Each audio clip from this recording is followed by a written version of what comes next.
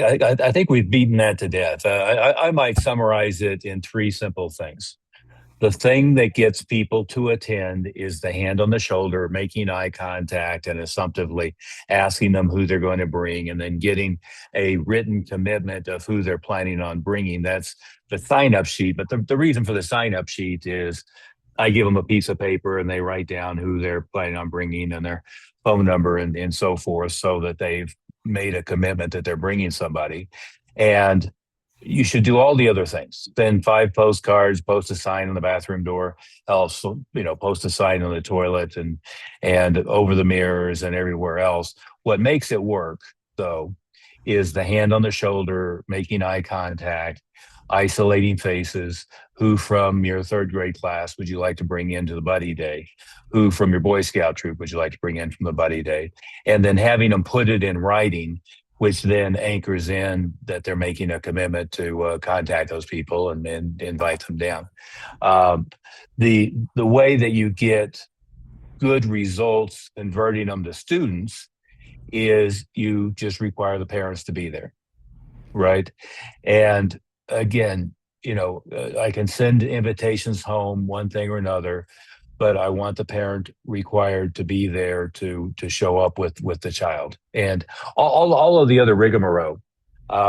Misses the point that if the parent is there, you can schedule the follow up lesson, one thing or another. The parent's not there, you're chasing them down and so forth.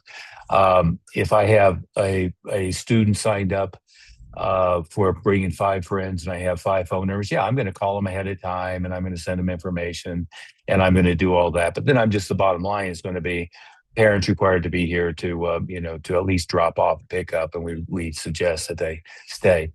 And so rule number one is what makes any of these things happen is the hand on the shoulder, making eye contact, and having the conversation individually. All of the other stuff, I bring everybody together and I announce it 28 times and I put signs up and all that stuff. It's necessary, but if you do all that without the hand on the shoulder, making eye contact and communicate with each person, you'll get a crappy turnout in almost all cases. And then the way that you get good conversion is you treat it like a birthday party. Parent comes in to drop the kid off, or parent comes in to deliver the kid, and on the way in the door, I get the information filled out if I don't have it already, and I say, Ms. Jones, most of the kids who are coming in today are also coming back on Monday. A few of them are coming back on Tuesday. Which of those times would be better for Joey's next pre class and to get his uniform? And so I scheduled it on the way in the door. And rule last is you never do an event and you wait till the end of the event and then schedule the appointments. You always schedule the appointment follow up either before they even show up, or you schedule the appointment follow up on the way in the door. And that's how you convert a high percentage of them. If you have the best event ever and you huddle up all the buddies and you say who really had a good time, who would like to come back to another lesson and get a uniform, raise your hand. Great. Tell your parents to talk to Marge over there, and she'll schedule your next time. It'll be a disaster. Don't do that. Schedule them on the way in the door. And the argument against that is, well, I haven't titillated them yet. I haven't kicked and punched and yelled and done all the stuff yet.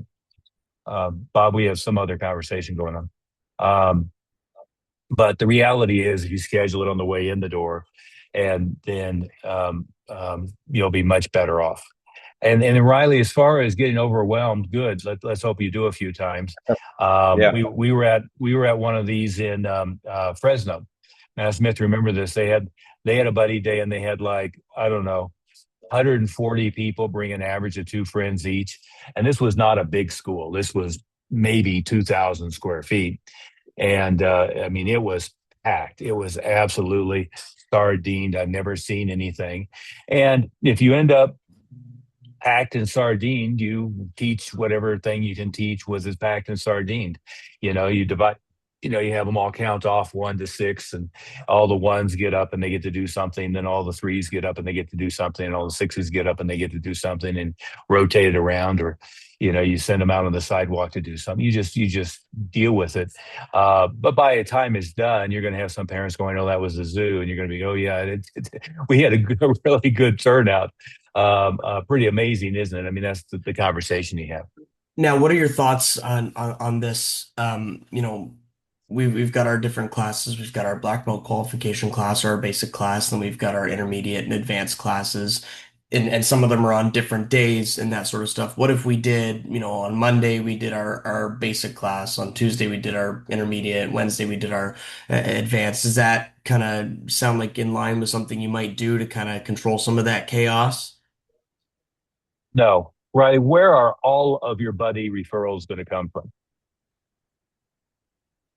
Basic Rounding class? error to 100%. Yeah, rounding error to 100%. It's first year, and most of them are going to be in the basic class, right? Got So it does you very little good to do what you just said, right? Because when you get to second year, third year, fourth year, their buddies are all in the school, right? So it's kind of like promoting what I want to do with birthday parties is I want everybody who enrolls to schedule their birthday party. What I don't want to do is go through all my brown and black belts and schedule birthday parties with them, thinking they'll be great referral sources it. because that doesn't work that way.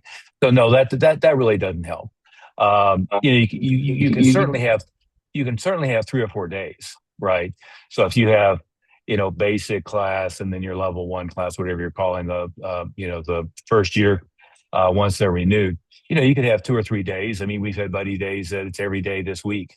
Every day this week we're doing a different theme and a different reason for doing a buddy day. All that's fine. Um, it's just the way you described it doesn't work because they're all basically beginners are the ones that bring all the friends. And there's Gotcha. really two ways to do it, Riley. You can have, like Master Oliver said, Buddy Week, and that way they're going to bring a friend that week, and that week we're going to be focusing on that part in the class with their buddy. The buddy will hold the target for him, and blah blah blah. And then the other one is, other option is to have it on Saturday, where you can do it after class like you would a birthday party, and then you have a beginner one, and you have a sign up sheet for the beginner, and then you have an intermediate, and then you have an advanced. So I might have 3 different ones on Saturday after class, or cancel the last couple classes or whatever, and do it on that one day and have a big event out of it. Either one of Sure. those. Awesome. Thank you so much for everyone's input. That was very helpful. I much appreciate it.